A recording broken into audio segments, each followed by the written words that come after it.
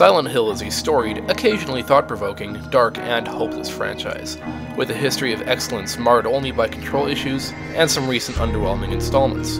With Silent Hill now in the hands of a new European studio, can Silent Hill Downpour step up its game and meet expectations of narrative excellence and soul-crushing dread? Or has this psychological thrill ride lost its edge to newer, better games? Following the release of Silent Hill Homecoming, hardcore fans were disappointed due to many factors. One such factor was a more action-oriented game over horror.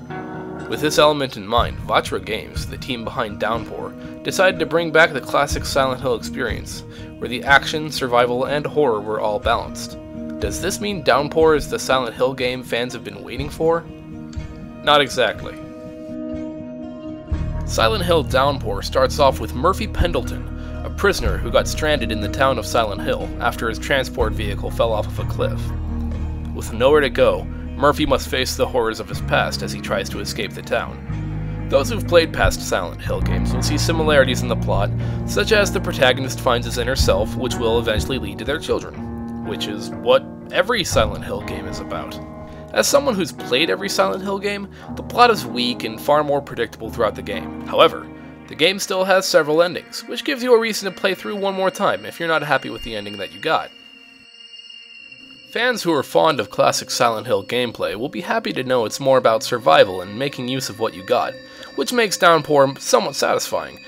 Instead of the game showing you where to go, you'll find yourself wandering the foggy town aimlessly, without any clues as where to go. You're expected to navigate the town with only a map and instinct. As for progression, it starts off slow and the plot won't be revealed until roughly 4 hours in. For those who love puzzles, you'll be pleased to know that there is a lot in Downpour, but they're all pretty easy to figure out. The difficulty in solving puzzles isn't bad, though they can easily be solved if you just explore the area or read all your intel. While there are some boring puzzles, there are some that really stand out, and show how horror can blend well with puzzles.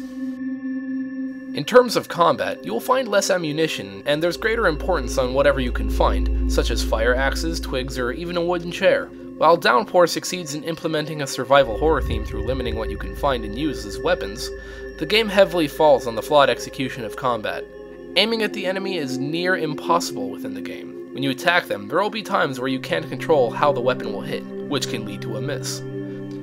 The same applies to guns as well.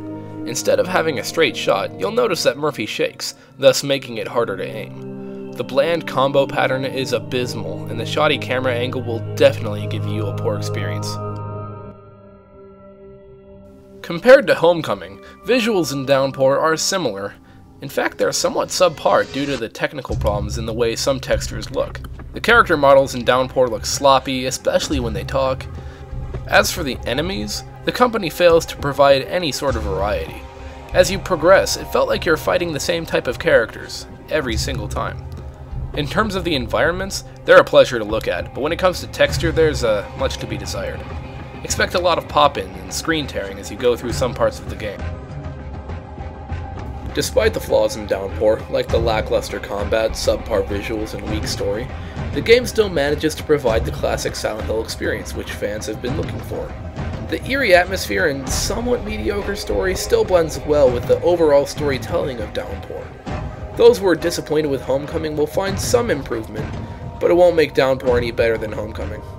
Those who are hungry for a Silent Hill experience should check out Downpour, but be wary that there are things you will be frustrated about. We give Silent Hill Downpour a 7 out of 10. For our detailed review, please check out justpushstart.com.